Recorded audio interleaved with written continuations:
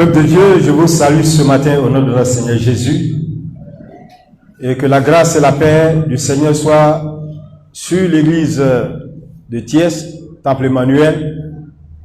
Je rends toute la gloire à l'Éternel qui accomplit toutes choses à son temps.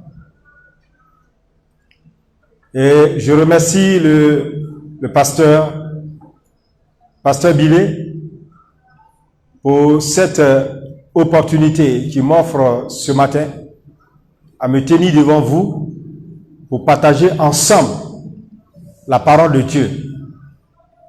Et toute la gloire revient au Seigneur qui a permis que je sois au milieu de vous ce matin et aussi d'être désormais membre, n'est-ce pas, de l'église de Thiès, puisque ensemble nous allons servir ici à Thiès, même si c'est à côté à Mboro, mais on pourra dire que c'est le soutien de Thiès, c'est une branche, n'est-ce pas, de Thiès. Donc c'est une grâce pour nous, mon épouse et moi, d'être au milieu de vous ce matin. Que toute la gloire revienne au Seigneur dans le nom de Jésus. Merci au pasteur pour tous ses compliments. J'ai été étudiant, il m'a suivi, il a été mon professeur. C'est lui qui nous disait ceci: quand on vous pose une question, si ça ne va pas, dites que ça ne va pas. C'est un homme de principe. Et cela m'a marqué en lui. Quand il m'appelle Francky, ça va? Si ça va, il dit ça va, il dit ah, donc il n'y a pas de problème. Si ça ne va pas, il dit ah, parce que ça ne va pas, il y a quoi? Et tout de suite, ce qu'il peut faire par rapport au soutien spirituel, moral, etc., les conseils, il a été beaucoup un conseiller pour moi. Et aujourd'hui, ça porte d'énormes fruits dans ma vie. Que Dieu bénisse davantage son serviteur et que toute la gloire lui revienne au nom de Jésus. Je salue tous ceux qui nous prennent aussi en direct, qui nous suivent. Que Dieu bénisse aussi davantage leur vie. Et que ensemble, nous soyons dans le même esprit pour partager ce moment.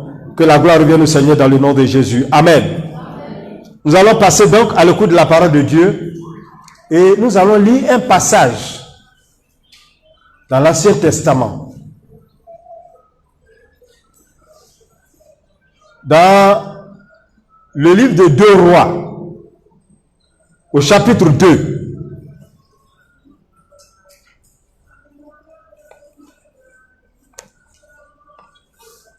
Deux Rois, chapitre 2.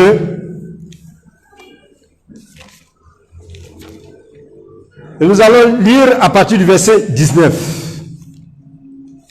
Une histoire merveilleuse que la Bible nous rapporte au sujet d'un serviteur de Dieu.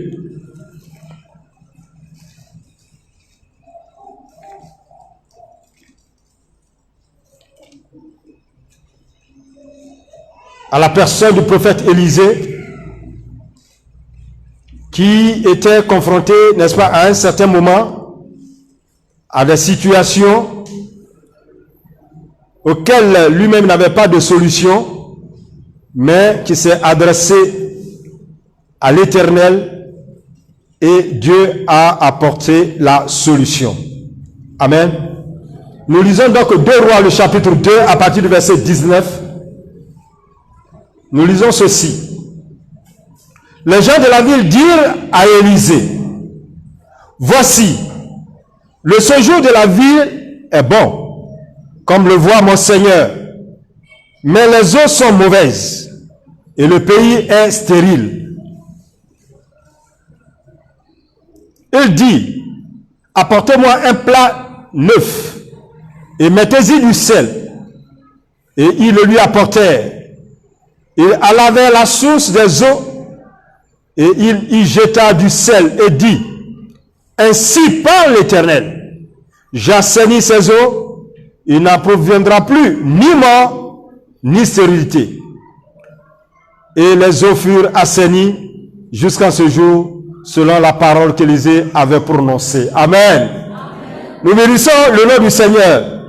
Bien aimé, c'est une histoire merveilleuse. Quand je lis la parole de Dieu, souvent je dis: je suis émerveillé parce que les histoires que la Bible nous rapporte, ce ne sont pas des histoires inventées, mais ce sont, n'est-ce pas, des faits qui se sont réellement déroulés. Mais à un certain moment, quand on passe d'un temps, d'une étape à une autre étape, on appelle l'événement qui s'est produit maintenant une histoire. Mais ça a marqué en son temps.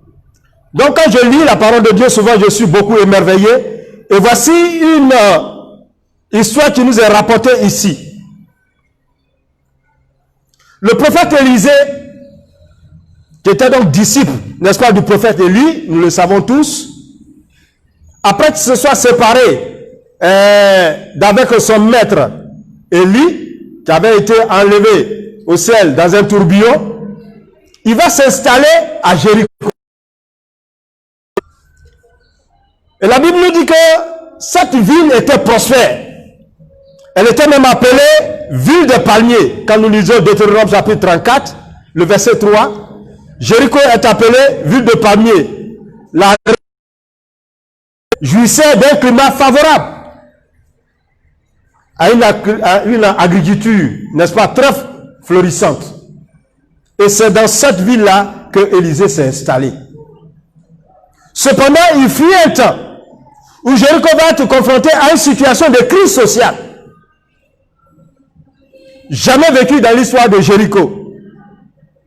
L'eau qui servait donc à la population, au peuple, l'eau source de vie était devenue amère.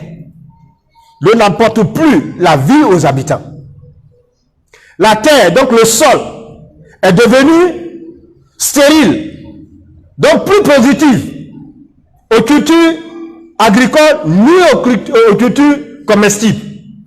Donc voici ces réalités. Face à donc à tous ces désagréments, sans solution de la part des habitants, n'est-ce pas, de Jéricho, alors ils vont solliciter le prophète Élisée en vue d'une résolution adéquate. Alléluia. Élisée va donc invoquer le Seigneur et les eaux redeviennent assainies et la terre redevient fertile et productive. Alléluia. Et c'est ça qui est important. Bien aimé, je vais dire à quelqu'un ce matin, le thème que nous allons aborder, c'est Dieu apporte la résolution là où la solution semble impossible. Dieu apporte la résolution là où la solution semble impossible. Des situations difficiles peuvent arriver de façon insupportable dans nos vies. Cependant, là où les hommes affirment l'impossible, l'Éternel accomplit le possible. Amen. Et c'est ce que nous lisons dans Luc chapitre 18, le verset 17, et qui affirme et déclare, il dit, ce qui est impossible aux hommes est possible à Dieu. Amen. Ce qui est impossible aux hommes, les hommes peuvent dire que ça, ce n'est pas possible. On peut être confronté à une certaine situation. On va vous dire, mon frère, ma soeur, monsieur, ça là, c'est impossible. Mais Dieu, qui a le dernier mot, il va accomplir le possible dans ta vie. Alléluia. Nous allons aborder 3 points essentiels. Le premier point, recourir au Seigneur en toutes circonstances. Et le deuxième point, c'est soyons des vases honorifiques pour le Seigneur. Et le troisième point, l'assainissement spirituel de notre vie. Quand nous voyons le verset 19, dont nous abordons le premier point, recourir au Seigneur en toutes circonstances. Le premier point qui est basé sur le verset 19 de notre texte que nous avons lu, on dit les gens de la ville dit à Élisée, voici le séjour de la vie est bon, comme voit mon Seigneur, mais les eaux sont mauvaises et le pays est stérile. Donc les gens de la ville cherchent une solution à ce problème-là. Mais au lieu de tourner le regard dans le monde, au lieu d'aller vers les devins, au lieu d'aller vers les magiciens, les féticheurs, ils ont préféré plutôt chercher une solution divine par le canal du prophète Élisée. Et c'est ça qui est le côté important. Amen. Où nous cherchons, nous, notre solution? Quand nous sommes confrontés aux réalités, on voit même certains chrétiens. J'espère que ici, au temple Emmanuel, ce n'est pas le cas. Mais nous voyons certaines personnes qui cherchent des solutions ailleurs des résolutions ailleurs. Il préfère courir par-ci, par-là, derrière, excusez-moi le mot, derrière des hommes de ce monde. On dit, on met à Djemé, les marabouts, les féticheurs, des sorciers, d'autres mettent son projet dans les sciences, des pratiques dites sciences chrétiennes. La sorcellerie, que je peux appeler la sorcellerie sur papier, la rose-croix, la maïkari, etc., etc., pour chercher les solutions à leurs problèmes. Oublier Dieu de côté, pensant que c'est au travers de ces choses qu'il peut avoir la solution. Mais non, la solution ne vient de nulle part. La résolution vient de l'Éternel, le Dieu des armées. Alléluia. L'eau est source de vie. Elle est même la vie. Et donc je dirais, quand notre vie semble être troublée par des situations stressantes, par des situations insupportables, faisant même obstacle, n'est-ce pas, à l'avancement de notre destinée, la solution idoine est de faire recours au Seigneur et non aux hommes du monde. Amen. Et c'est en cela que Job chapitre 22, le verset 28, va dire, à tes résolutions répondra le succès. Et il ne s'arrête pas là. Et sur tes sentiers brillera la lumière. Amen. Nous voulons que sur notre sentier, notre chemin, notre vie soit marqué de la lumière de Dieu, les empreintes de Dieu.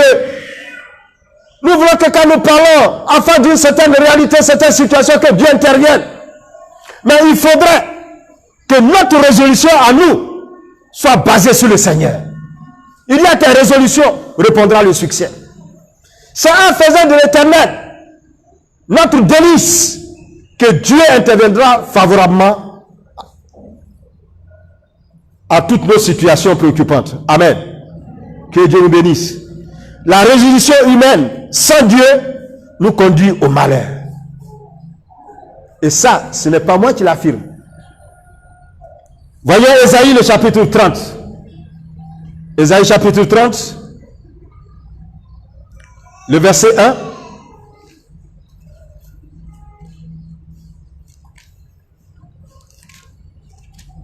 Que nous lisons. Ésaïe chapitre 30, le verset 1 dit ceci. Malheur, dit l'Éternel, aux enfants rebelles, qui prennent des résolutions sans moi, et qui font des alliances avec, sans ma volonté, pour accumuler péché sur péché. Alors quand, en face d'une certaine réalité, nous préférons plutôt tourner le regard vers les gens de ce monde, cela produit dans notre vie des malheurs, des problèmes, et Dieu appelle cela des péchés. On est en train de commettre des péchés, de savoir dire non, ça c'est pas grave. On est chrétien, on n'a pas dit non, mais écoutez, tu peux aller voir ce devin là, tu peux aller voir ce marabout, tu peux aller voir ce sorcier, il n'y a pas de problème. Mais Dieu dit, cela produit des malheurs à ceux qui prennent des résolutions sans consulter l'Éternel, sans s'appuyer sur sa volonté. Alors bien aimés, nous devrons faire très attention à toutes ces choses. Quand nous regardons les réseaux sociaux qui annoncent au quotidien, nous voyons des milliers d'immigrations, des gens qui vont à l'aventure sans retour. Combien de fois n'y a-t-il pas de naufrages dans l'océan? Combien de fois, excusez-moi le mot, des cadavres n'ont pas été déportés par les vagues de la mer sur les rivages? Des corps non identifiés.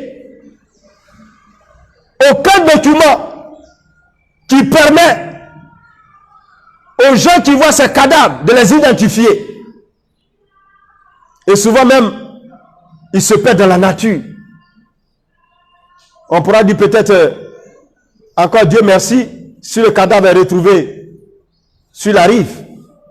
Mais regardons dans l'océan, combien d'animaux, n'est-ce pas, aquatiques, qui y sont et qui peuvent même dévorer, n'est-ce pas, la chair humaine.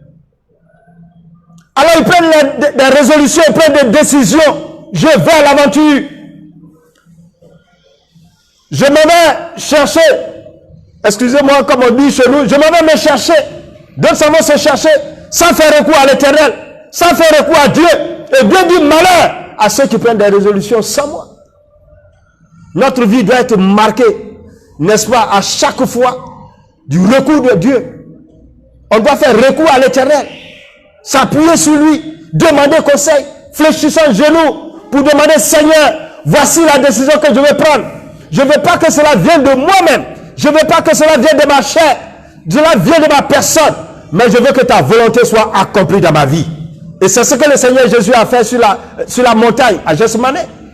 Alors qu'il était en face d'une situation difficile, que lui-même n'avait pas la solution, il va prier. On dit la sueur qui descendait de son visage tombait, n'est-ce pas, de ce visage-là, comme des grumeaux de sang. Ça descendait, des flots de sueur. Et même il va crier pour dire, Père, n'est-il pas possible que cette mort atroce soit écartée de moi, m'en soit épargnée? Mais toutefois, Père, non pas que ma volonté soit faite, mais la tienne. Alléluia. Nous devons chercher la volonté de Dieu dans notre vie, dans toute situation, en toutes circonstances. Que Dieu nous bénisse au nom de Jésus.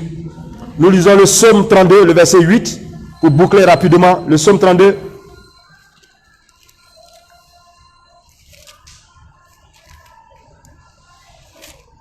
Psaume 32, le verset 8.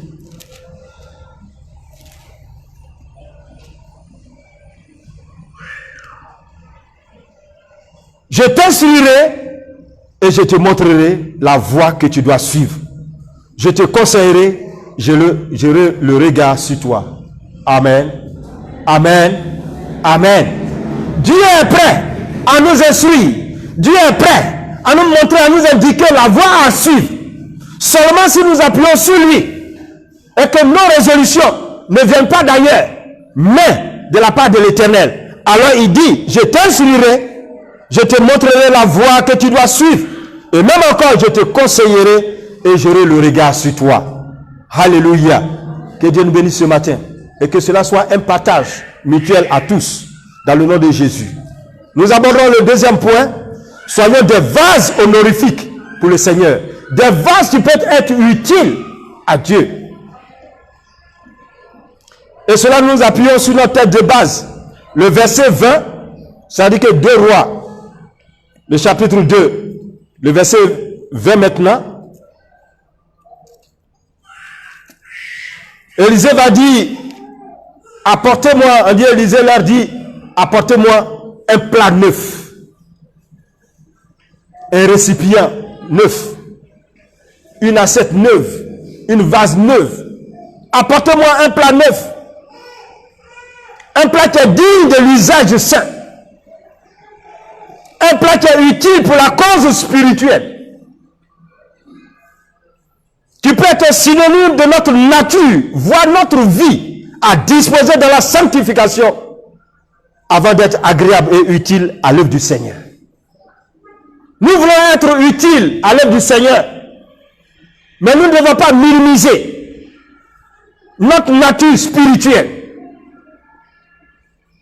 La Bible dit qu'on ne peut pas mettre du vin neuf dans une outre vieille. Tant que notre nature restera une nature humaine, Dieu ne peut pas combler de ça de par son esprit. Dans 1 Corinthiens le chapitre 2, l'apôtre Paul dit, il faut un corps qui est spirituel pour comprendre les choses spirituelles de Dieu. Amen. Nous voulons être agréables à Dieu. Il faudrait que notre récipient, il faudrait que nous fassions l'effort pour nous disposer, n'est-ce pas, à être utiles à Dieu dans un état de sanctification, dans un état de pureté, dans un état, n'est-ce pas, de sans souillure, nous éloignant de tout ce qui peut nous disqualifier.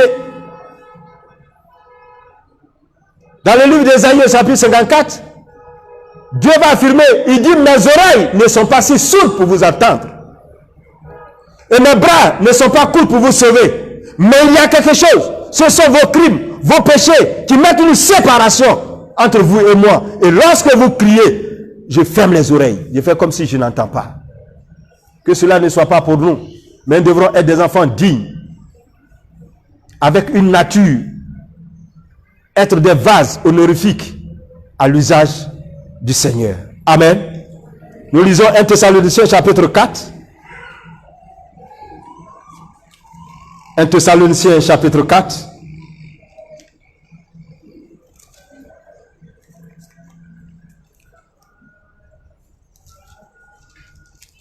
À partir du verset 3. 1 Thessaloniciens chapitre 4. Le verset 3 au verset 5.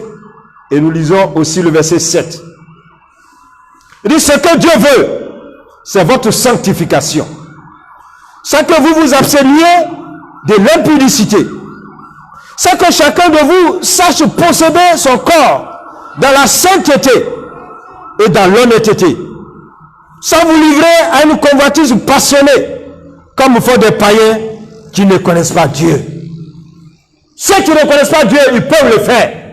Mais nous qui avons eu la grâce, vous qui avez eu la grâce, le Seigneur Jésus affirme, il dit, ce n'est pas vous qui m'avez choisi, mais c'est moi qui vous ai choisi. Nous qui avons bénéficié de cette grâce, d'être appelés par Dieu, d'être choisis par le Seigneur, nous ne devons plus agir comme les gens du monde. Nous devrons avoir une nette séparation entre eux et nous. Le verset 7 dit, car Dieu ne nous a pas appelés à l'impureté, mais à la sanctification. Gloire à Dieu. C'est à cela que Dieu nous a appelés. Donc Élisée demande un plat neuf qui n'a jamais été servi, dans lequel on n'a jamais servi soit un repas, à la dimension de la sainteté de la gloire de Dieu. Et c'est ce qui veut que nous soyons des vases honorifiques. Quand on aura besoin de quelqu'un, Dieu peut se saisir de toi tout de suite pour atteindre son destin quelque part. Et c'est ce que nous devrons être. Que Dieu nous bénisse au nom de Jésus. Amen. Soyons des vases honorifiques à la gloire et à la dimension de notre Seigneur Jésus-Christ. Nous abordons le point 3 pour terminer. L'assainissement spirituel de notre vie. Et qui est basé sur notre texte de base, sur le verset 21, où Élisée va dire, apportez-moi du sel, c'est-à-dire que ce plat neuf là, et mettez-y du sel. Le sel, nous connaissons le sel. Le sel ici substance de saveur. Si dans la cuisine, on a un de nos pasteurs, professeurs qui dit, lorsque les gens de ce monde, les tubes magie, les jumbo, les agia font leur publicité, le sel est tranquille dans la cuisine. Parce qu'il sait qu'il est incontournable. Amen. Et alors, il faut être aussi du bon sel. Parce que la Bible, ça va nous dire, quand le sel perd sa saveur, il devient alors inutile. Le sel substance de saveur, symbole ici de la parole de Dieu. La parole de Dieu qui vient transformer notre vie par la sanctification. La parole, il faut la parole de Dieu. Des chrétiens qui viennent à l'église, ailleurs en voie, mais à partir de dimanche, la Bible est rangée. Déjà certains pensent que oui, c'est en mettant la Bible au chevet de notre lit. Souvent même met ça même sous le coussin. C'est ça, le coussin, n'est-ce pas? C'est par rapport à ça que Dieu va vous faire des révélations. Non, c'est pas cela. C'est au travers de la parole. C'est en méditant la parole. Et en mettant cette parole-là en pratique dans notre vie, comme Jacques nous dit. Mettez en pratique la parole. Et non, ne vous bornez pas simplement à l'écouter. On écoute la parole de Dieu, on va à la maison, on met la Bible à côté, et tout est terminé. On attend un autre dimanche pour venir. À partir de ce moment-là, rien ne peut produire de fruits dans notre vie. Jean le chapitre 17, le verset 17. qui dit,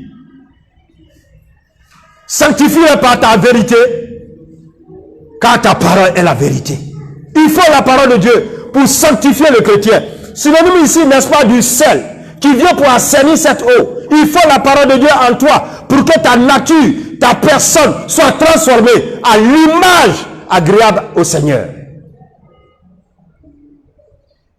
Mais le sel aussi peut être aussi synonyme du Seigneur Jésus-Christ qui apporte la véritable saveur dans notre vie. En nous procurant, n'est-ce pas, la joie à la place de la tristesse. Quand on prépare la sauce, on a mis de l'eau, etc., tout. À un certain moment, on goûte, on voit que ça ne va pas. Il faut maintenant le sel pour amener la vraie saveur, le bon goût.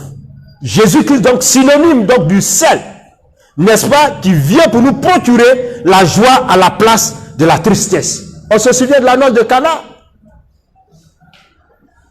Jésus arrive au mariage et voilà que tout un coup, tout ce qui était comme vin a manqué, alors qu'ils étaient en plein milieu maintenant de la cérémonie. Où trouver donc du vin? Sous de réjouissance, sous de paix, sous de joie. Il n'y en a pas. Il va donc utiliser ces vases-là, nettoyer donc ces vases. Apportez-moi ces vases qui étaient là pour les ablutions simplement. Nettoyez-les, lavez-les et remplissez-les d'eau. Et l'eau va être transformée en vin. Jésus va donc apporter, n'est-ce pas, en tant que le sel de saveur agréable, va apporter, n'est-ce pas, de la joie là où la tristesse s'était installée.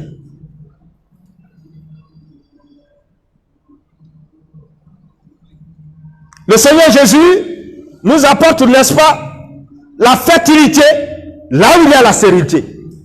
Ma vie ne peut pas avancer. J'entreprends, il y a des blocages, il y a des échecs. Je ne sais pas quoi faire. Il faut le Seigneur Jésus-Christ. Alléluia. Le Seigneur Jésus-Christ va venir transformer, n'est-ce pas, cette infertilité-là. Il va transformer ça en fertilité. Tout ce qui était stérile, tout ce qui est mort va refleurir. Par le canal du Seigneur Jésus-Christ, par son intervention. Alléluia. Il nous apporte, n'est-ce pas, la guérison à la place de la maladie. Tout à l'heure, le pasteur disait, quand on dit, bon, celui qui tousse un peu, il a un peu de rhume, n'a qu'à rester à la maison. Alors, les gens prennent pour prétexte, n'est-ce pas, les samedis soirs, oui, j'ai fait une grippe, et puis dimanche, ils ne viennent pas. Mais ce qu'il a ajouté, qui est très important, et qui m'a touché, c'est que venez ici, Dieu aussi guérit par la prière. Alléluia. Donc, Jésus-Christ, il guérit, il apporte la guérison à la place de la maladie. Il apporte le succès à la place de l'échec.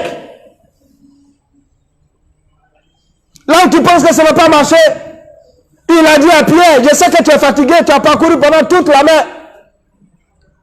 La mer pendant toute la nuit. Tu n'as pas trouvé de poisson, tu es fatigué, tu es en train de réparer ton filet. Tu es désolé, tu es découragé. Mais avance avec moi en eau profonde. Et la Bible nous dit, Jean dit, Pierre dit à Jésus, Seigneur, suis ta parole, je jetterai le filet.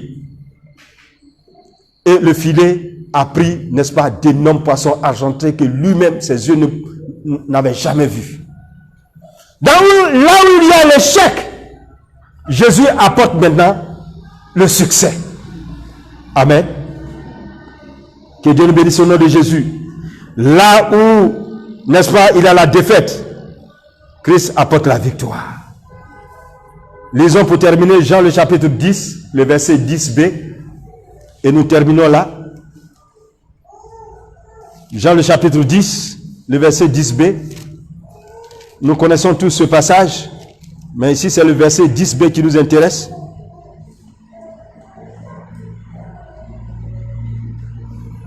Le verset commence, il dit, le voleur ne vient que pour dérober, égorger et détruire. Moi, je suis venu afin que mes brebis aient la vie et qu'elles soient dans l'abondance. Alléluia. Christ accorde la vie en abondance. Il veut que nous soyons dans l'abondance. Il veut que ta vie soit dans l'abondance. Il ne veut pas de toi que tu parcours d'échec en échec. Il veut que ta vie soit marquée de succès, de bénédiction, de grâce, de victoire. Voilà pourquoi nous devons faire recours à chaque fois à l'Éternel. Et nous devons savoir que là où les hommes prononcent l'échec, Jésus-Christ amène la victoire. Dieu apporte la solution apporte la résolution là où la solution semble impossible. Bien-aimés, nous avons un Dieu qui marche avec nous si nous acceptons de marcher avec lui. Que Dieu nous bénisse ce matin. Et nous rendons toute la gloire à Dieu. Nous allons bénir le nom du Seigneur. Pour dire, Seigneur, me voici, je vais faire ta volonté. Je vais m'appuyer sur toi. Je vais recourir à toi en toutes circonstances. Et fais de moi un vase honorifique à la dimension de ta gloire. Dans le nom de Jésus, et notre vie sera transformée et bénie par le Seigneur. Assainis ma vie au nom de Jésus. Est-ce que nous pouvons louer le Seigneur ensemble? Nous pouvons prier ensemble et demander à Dieu de transformer nos vies afin que nous soyons agréables à lui. Prions ensemble le Seigneur. Seigneur, nous voulons te bénir ce matin. Nous voulons te remercier. Nous voulons, Seigneur notre Père, te rendre toute la gloire pour, Seigneur notre Père, notre Dieu, ces paroles que tu viens de nous adresser. Moi-même, Seigneur notre Père, ton humble serviteur en premier lieu, car j'ai besoin, Seigneur notre Père, de marcher avec toi, de recourir à toi en toutes circonstances, de me disposer, Seigneur, disposer ma nature, Seigneur, à être, Seigneur notre Père, un vase, Seigneur notre Père, honorifique, Seigneur, à ta gloire. Assainis, Seigneur, ma vie. Assainis la vie, Seigneur, de tes enfants que nous sommes. Assainis la vie, Seigneur, notre Père, de ton Église. Gloire à ton nom, Seigneur. Et fais de nous, Seigneur, notre Père, des vases honorifiques. Que toute la gloire, la majesté, Seigneur, à toi, au nom de Jésus. Glorifie ton nom, dans le nom de Jésus.